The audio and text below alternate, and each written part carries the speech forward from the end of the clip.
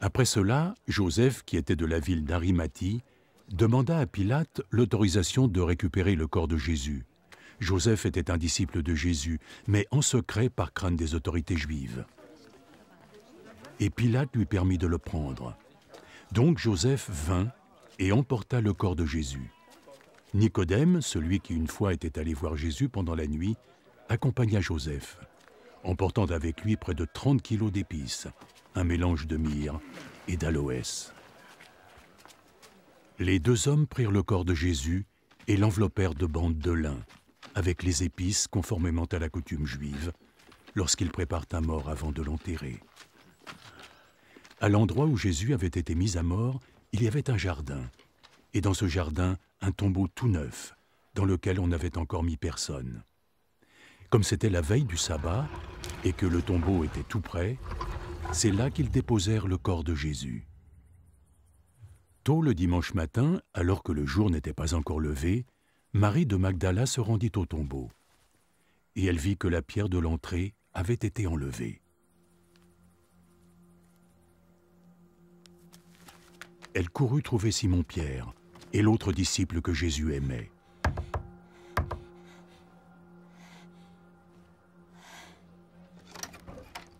Ils ont sorti le Seigneur de son tombeau et on ne sait pas où il a été emmené.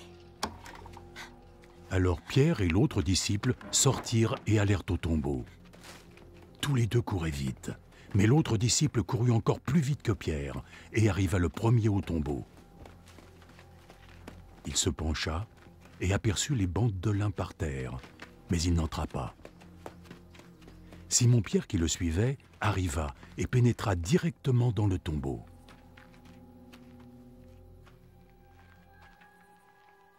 Il vit les bandes de lin à même le sol et le linge dont on avait couvert la tête de Jésus. Ce linge n'était pas par terre avec les bandes de lin, mais il était enroulé à part. Puis l'autre disciple, qui était arrivé le premier, entra à son tour. Il vit et il crut. Il ne comprenait pas encore que, selon l'Écriture, Jésus devait se relever d'entre les morts. Puis les disciples s'en retournèrent chez eux. Marie, elle, resta à l'entrée du tombeau et pleura. Tandis qu'elle pleurait, elle se pencha et regarda à l'intérieur du tombeau.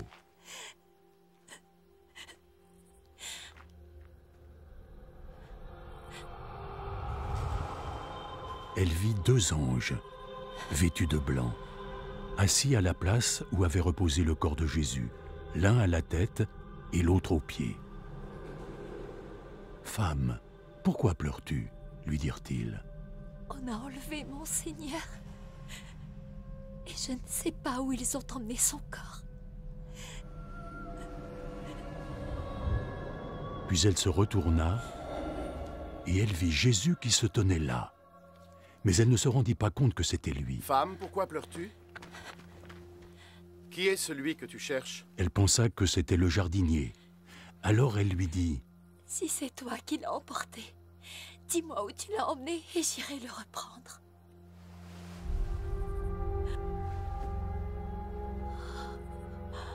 Marie. Elle se tourna vers lui et lui dit en hébreu « Rabouni », ce qui signifie « maître ». Ne me retiens pas, car je ne suis pas encore remonté vers le Père.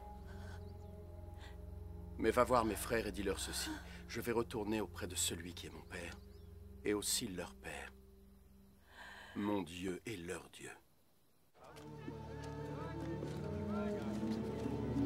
Marie de Magdala partit donc annoncer aux disciples qu'elle avait vu le Seigneur et leur répéter ce qu'il lui avait dit. Il était tard, en ce dimanche soir, et les disciples s'étaient réunis. Ils avaient fermé les portes à clé, car ils craignaient les autorités juives. Jésus vint et se tint parmi eux. La paix soit avec vous. Après avoir dit cela, il leur montra ses mains et son flanc.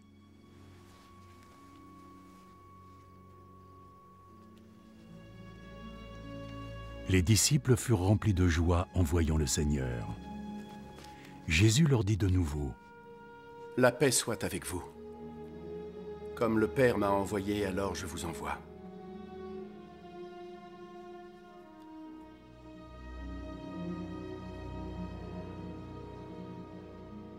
Ensuite, il souffla sur eux.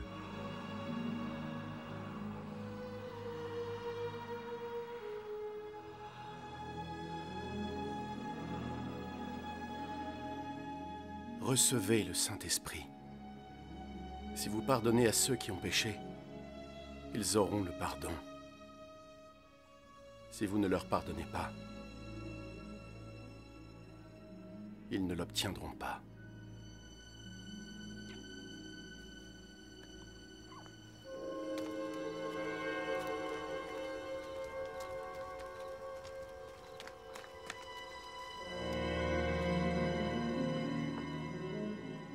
L'un des 12 disciples, Thomas, surnommé le jumeau, n'était pas avec eux lorsque Jésus vint. Les autres disciples lui dirent donc « Nous avons vu le Seigneur. » Moi, si je ne vois pas la trace des clous dans ses mains, et pouvoir poser le doigt sur sa blessure, poser ma main sur son flanc, jamais je ne croirais ça, non.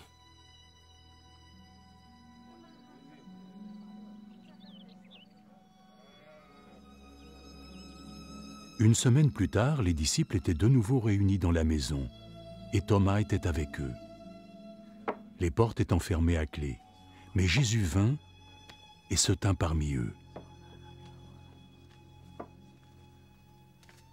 La paix soit avec vous. Pose ton doigt ici et regarde mes mains.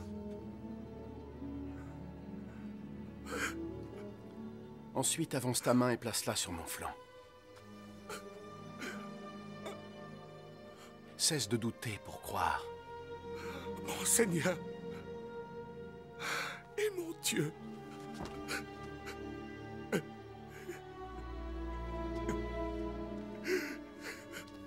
Est-ce que tu crois? Parce que tu m'as vu.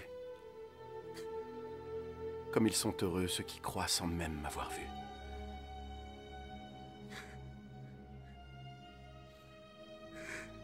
En présence de ses disciples, Jésus a accompli beaucoup d'autres miracles qui ne sont pas racontés dans ce livre. Mais ceux qui y ont été retranscrits l'ont été afin que vous croyiez que Jésus est le Messie, le Fils de Dieu, et qu'à travers votre foi en lui, vous trouviez la vie. Après cela, Jésus apparut une fois de plus à ses disciples au lac de Tibériade. Voici comment. Simon-Pierre, Thomas, appelé le jumeau, Nathanaël, celui de Cana en Galilée, les fils de Zébédée et 2 autres disciples de Jésus étaient ensemble. Simon-Pierre dit aux autres, « Je vais aller pêcher. » « Nous y allons avec toi, lui répondirent-ils. Ils montèrent tous dans une barque, mais ils rentrèrent bredouilles de cette nuit de pêche.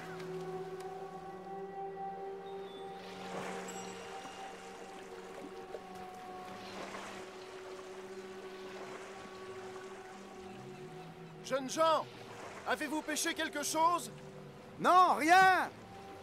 Jetez votre filet du côté droit de la barque et vous aurez du poisson.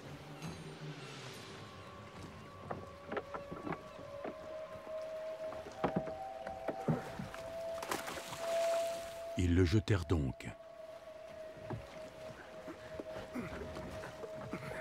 Et ils n'arrivèrent pas à le remonter dans le bateau, tellement ils avaient attrapé de poissons.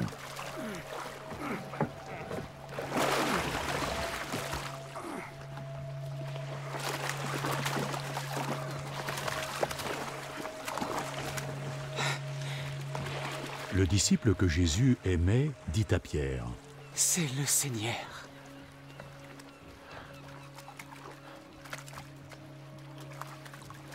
Dès que Pierre entendit que c'était le Seigneur, il enroula son vêtement autour de la taille, car il était dévêtu pour pêcher, et se jeta à l'eau. Les autres disciples rejoignirent le rivage avec la barque, tirant le filet plein de poissons. Ils n'étaient pas très loin du bord, à une centaine de mètres. Lorsqu'ils furent descendus à terre, il y avait là un feu, avec du poisson dessus, et du pain.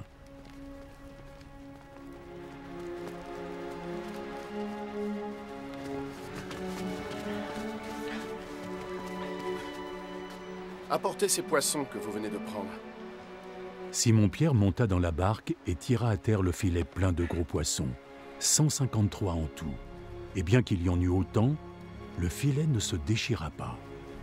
Venez et mangez. Aucun des disciples n'osait lui demander « Qui es-tu » parce qu'il savait que c'était le Seigneur. Alors Jésus s'approcha, prit le pain et leur en donna. Il fit de même avec le poisson.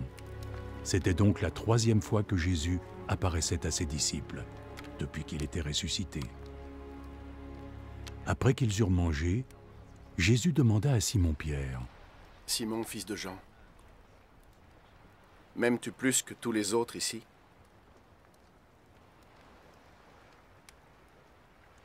Oui, Seigneur. Tu sais bien que je t'aime. Prends soin de mes agneaux.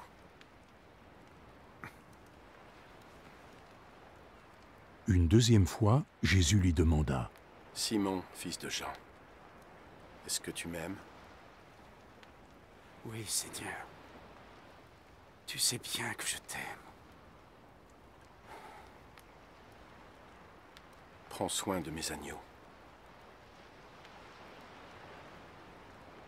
Une 3e fois, Jésus lui demanda, « Simon, fils de Jean, est-ce que tu m'aimes? »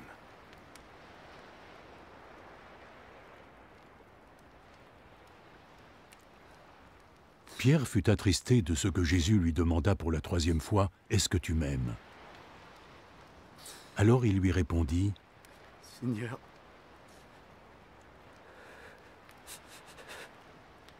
toi qui sais toutes choses, tu sais que je t'aime.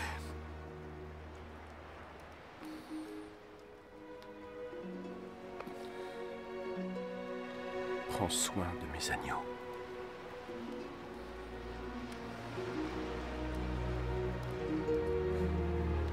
En vérité, je te le dis.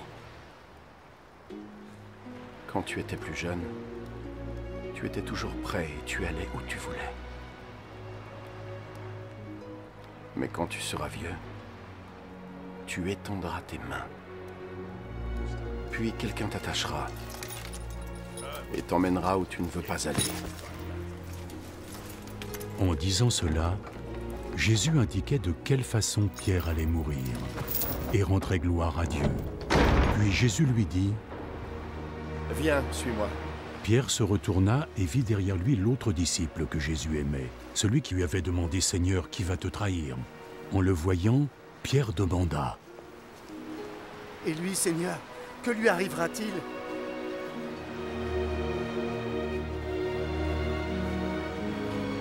Si je veux qu'il vive jusqu'à mon retour, que t'importe? Toi, suis-moi. Ainsi, un bruit courut parmi les fidèles de Jésus que ce disciple ne mourrait pas. Pourtant, Jésus n'avait pas dit qu'il ne mourrait pas. Il avait juste dit, « Si je veux qu'il vive jusqu'à mon retour, que t'importe ?» C'est ce disciple qui témoigne de ces faits et les a mis par écrit. Et nous savons que son témoignage est vrai. En fait, il y a tant d'autres choses que Jésus a réalisées. Si on devait les raconter l'une après l'autre, j'imagine que le monde entier ne suffirait pas à contenir les livres que l'on pourrait écrire. L'apôtre Jean a dit que le but de son évangile était que nous croyions que Jésus est le Fils de Dieu. En décrivant ces événements, Jean nous presse de croire et d'avoir confiance en Jésus, qui a payé pour nos péchés en mourant sur la croix. Car Dieu a tellement aimé le monde qu'il a donné son Fils unique pour que tout homme qui croit en lui ne meure pas, mais obtienne la vie éternelle. En vérité, je vous le dis, ceux qui entendent mes paroles et croient en celui qui m'a envoyé auront la vie éternelle. Et la vie éternelle consiste à te connaître, toi, le seul Dieu véritable, et à connaître Jésus-Christ, celui que tu as envoyé. Mais tout cela a été écrit dans le but que vous croyiez que Jésus est le Messie, le Fils de Dieu, et qu'à travers votre foi en lui, vous ayez la vie éternelle. Premier épître de Paul aux Corinthiens, chapitre 15. Je vous rappelle, frères, l'évangile que je vous ai annoncé, que vous avez reçu, dans lequel vous avez persévéré, et par lequel vous êtes sauvés. Si vous le retenez tel que je vous l'ai annoncé, autrement, vous auriez cru en vain. Je vous ai enseigné avant tout, comme je l'avais aussi reçu, que Christ est mort pour nos péchés, selon les Écritures, qu'il a été enseveli et qu'il est ressuscité le troisième jour, selon les Écritures, et qu'il est apparu à ses faces, puis aux 12. Ensuite, il est apparu à plus de 500 frères à la fois, dont la plupart sont encore vivants, et dont quelques-uns sont morts. Ensuite, il est apparu à Jacques, puis à tous les apôtres. Après eux tous, il m'est aussi apparu à moi, comme à l'avorton, car je suis le moindre des apôtres. Je ne suis pas digne d'être appelé apôtre, parce que j'ai persécuté l'Église de Dieu. Par la grâce de Dieu, je suis ce que je suis, et sa grâce envers moi n'a pas été vaine, loin de là. J'ai travaillé plus que tous, non pas moi toutefois, mais la grâce de Dieu qui est avec moi. Ainsi donc, que ce soit moi, que ce soit eux, voilà ce que nous prêchons, et c'est ce que vous avez cru. Or, si l'on prêche que Christ est ressuscité des morts, comment quelques-uns parmi vous disent-ils qu'il n'y a point de résurrection des morts? S'il n'y a point de résurrection des morts, Christ non plus n'est pas ressuscité. Et si Christ n'est pas ressuscité, notre prédication est donc vaine, et votre foi aussi est vaine. Il se trouve même que nous sommes de faux témoins à l'égard de Dieu, puisque nous avons témoigné contre Dieu qu'il a ressuscité Christ, tandis qu'il ne l'aurait pas ressuscité si les morts ne ressuscitent point. Car si les morts ne ressuscitent point, Christ non plus n'est pas ressuscité. Et si Christ n'est pas ressuscité, votre foi est vaine. Vous êtes encore dans vos péchés, et par conséquent, aussi ceux qui sont morts en Christ sont perdus. Si c'est dans cette vie seulement que nous espérons en Christ, nous sommes les plus malheureux de tous les hommes. Mais maintenant, Christ est ressuscité des morts. Il est les prémices de ceux qui sont morts. Car puisque la mort est venue par un homme, c'est aussi par un homme qu'est venue la résurrection des morts. Et comme tous meurent en Adam, de même aussi, tous revivront en Christ, mais chacun en son rang. Christ comme prémisse, puis ceux qui appartiennent à Christ lors de son avènement. Ensuite viendra la fin, quand il remettra le royaume à celui qui est Dieu et Père, après avoir détruit toute domination, toute autorité et toute puissance. Car il faut qu'il règne, jusqu'à ce qu'il ait mis tous les ennemis sous ses pieds. Dieu, en effet, a tout mis sous ses pieds. Mais lorsqu'il dit que tout lui a été soumis, il est évident que celui qui lui a soumis toutes choses est excepté. Et lorsque toutes choses lui auront été soumises, alors le Fils lui-même sera soumis à celui qui lui a soumis toutes choses, afin que Dieu soit tout en tous. Autrement, que feraient ceux qui se font baptiser pour les morts, si les morts ne ressuscitent absolument pas? Pourquoi se font-ils baptiser pour eux? Et nous, pourquoi sommes-nous à toute heure en péril? Chaque jour, je suis exposé à la mort. Je l'atteste, frères, par la gloire dont vous êtes pour moi le sujet en Jésus-Christ, notre Seigneur.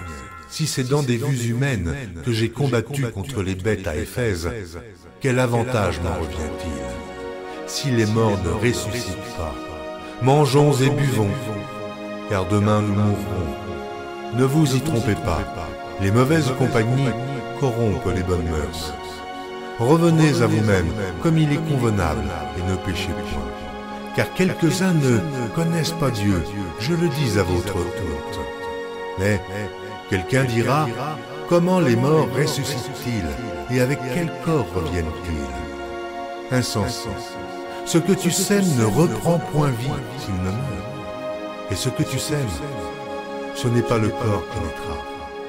C'est un simple grain de blé peut-être, ou quelque autre semence. Puis Dieu lui donne un corps comme il lui plaît, et à chaque semence, il donne un corps qui lui est propre. Toute chair n'est pas la même chair, mais autre est la chair des hommes, autre celle des quadrupèdes, autre celle des oiseaux, autre celle des poissons. Il y a aussi des corps célestes et des corps terrestres. Autre est l'éclat du soleil, autre l'éclat de la lune, et autre l'éclat des étoiles. Même une étoile diffère en l'éclat d'une autre étoile. Ainsi en est-il de la résurrection des morts. Le corps est semé corruptible, il ressuscite incorruptible. Il est semé méprisable, il ressuscite glorieux. Il est semé infirme, il ressuscite plein de force. Il est semé corps animal, il ressuscite corps spirituel. S'il y a un corps animal, il y a aussi un corps spirituel. C'est pourquoi il est écrit, le premier homme, Adam, devint une âme vivante. Le dernier Adam est devenu un esprit vivifiant. Mais ce qui est spirituel n'est pas le premier. C'est ce qui est animal. Ce qui est spirituel vient ensuite. Le premier homme tiré de la terre est terrestre. Le second homme est du ciel. Tel est le terrestre. Tels sont aussi les terrestres. Et tel est le céleste. Tels sont aussi les célestes.